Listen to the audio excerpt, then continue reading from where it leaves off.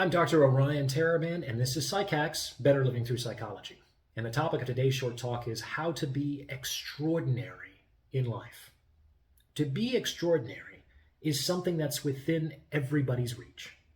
To understand how this is possible, we need only examine the mystery of the word itself. Look at it.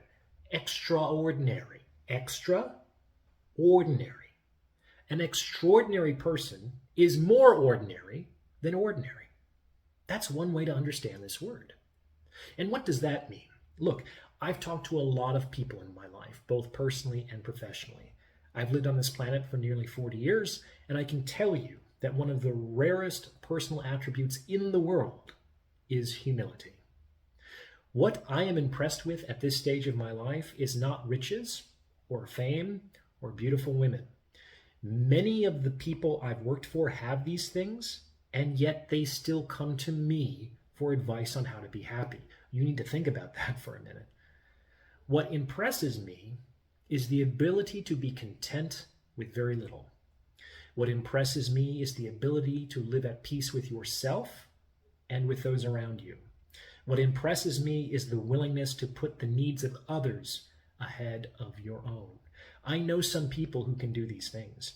They're better people than I am, and I look up to them and admire them.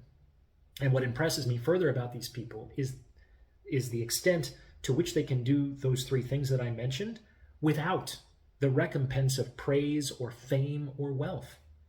They seem amply rewarded by the contentment that they enjoy, by the warm and loving relationships that they experience with their friends and family, and by the opportunity to serve their fellow man. These are compensations that are worth more than money precisely because they can't be bought at any price. You see, the whole world thinks they're above average, and the whole world is clamoring to be recognized for their talents and their abilities and their efforts. We all start off thinking we're Harry Potter, an undervalued exception who is destined for great things. However, that's just not the reality. Most of us will not have statues built in our likenesses, or millions of adoring fans, or a place in the enduring arc of culture. But maybe greatness is not so much what we do as it is the way of being that we embody when we show up to do it.